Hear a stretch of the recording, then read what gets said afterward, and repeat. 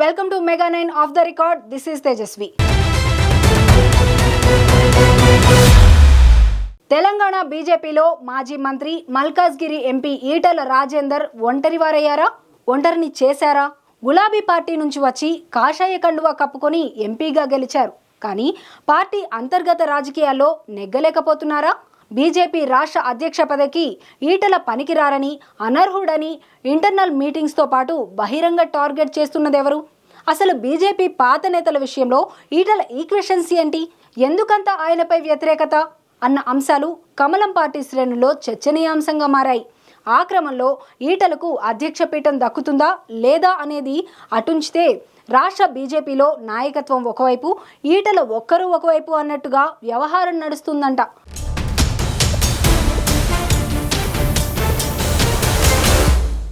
కాషాయ పార్టీని నమ్ముకున్న మల్కాజ్గిరి ఎంపీ ఈటల రాజేందర్ భవిష్యత్తు కార్యాచరణ ఎలా ఉండబోతోందనేది ఇప్పుడు రాష్ట్ర బీజేపీలో చర్చనీయాంశంగా మారింది. సంస్థాగతంగా పార్టీ రాష్ట్ర అధ్యక్షులు ఎవరనే దానిపై ఏడాదిన్నర కాలంగా అదిగో పులి ఇదిగో తోక అన్నట్లుగా సాగతీత రాజకీయం నడుస్తోంది. ఎవడి గోల వాడిదే అన్నట్లు నేతలు ఎవరికి వారు తనకే అధ్యక్ష పగ్గాలు అప్పగిస్తారని ముమ్మరంగా ప్రచారాలు చేసుకుంటున్నారు. అదే అంశంపై నేతలు కొత్త పాత గ్రూపులుగా విడిపోయి కుస్తీ పడుతున్నారు. తెలంగాణ బీజేపీ ప్రెసిడెంట్ రేసులో ఇప్పటికే డజను మంది పేర్లు వినిపిస్తున్నాయి. మరోవైపు ఈటల రాజేందర్ పేరు దాదాపు ఖరారైనట్లు గత కొంతకాలం నుంచి పొలిటికల్ సర్కిల్స్ లో జోరుగా ప్రచారం జరుగుతోంది. అధ్యక్షుడి ఎంపిక విషయంలో ఈటలకు వ్యతిరేకంగా బీజేపీలో ముందు నుంచి కొనసాగుతున్న రాజ్యసభ సభ్యుడు లక్ష్మణ్, కేంద్ర మంత్రి రాష్ట్ర పార్టీ ప్రస్తుత అధ్యక్షుడు కిషన్ రెడ్డి, కేంద్ర సహాయ మంత్రి మాజీ అధ్యక్షుడు బండి సంజయ్ ఒక్కటేనట్లు చెప్తున్నారు. ఆ ముగ్గురి కలయిక కొత్త పాత నేతల పంచాయతీకి మరింత ఊతమిచ్చినట్లు అయ్యిందంటున్నారు.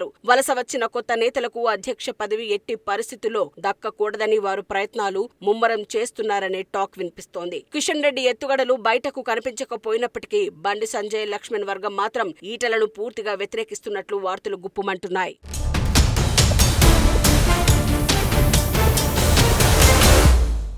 ఈటలకు తప్ప పార్టీలో ఎవరికి అధ్యక్ష పదవి కట్టబెట్టినా అభ్యంతరం లేదని పార్టీలో కొంతమంది కీలక నేతలు బహిరంగంగానే వ్యాఖ్యానిస్తున్నారు. బండి సంజయ్ వర్గం అయితే ఎట్టి పరిస్థితుల్లో ఈటలకు అధ్యక్ష పదవి దక్కకూడదని అధిష్టానంపై తీవ్ర స్థాయిలో ఒత్తిడి తెస్తున్నట్లు పార్టీ వర్గాలే అంటున్నాయి. గతం నుంచి కూడా బండి సంజయ్ అర్బన్ నక్సల్స్ పేరుతో పొలిటికల్ గా సెటైర్లు వేస్తున్నారు. ఈటల రాజేందర్ ఆ అర్బన్ భావాల నుంచి వచ్చిన నేపథ్యం ఉండటంతో బండి సంజయ్ కావాలనే ఈటలనే టార్గెట్ చేస్తూ విమర్శలు గుప్పిస్తున్నారట.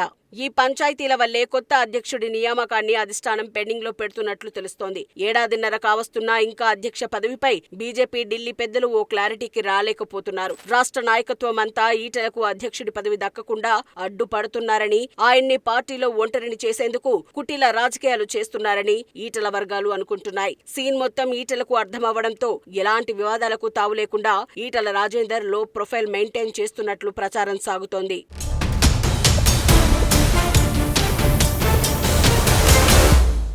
పార్టీ నేతలు అందరూ కలిసి తనను ఒంటరిని చేయడానికి చూస్తున్నారని, ఫోకస్ అవ్వకముందే కాంట్రవర్సీలకు తావు లేకుండా ఆయనే స్వయంగా సైలెంట్ మోడ్లోకి వెళ్లిపోవడం బెటర్ అని భావిస్తున్నారట.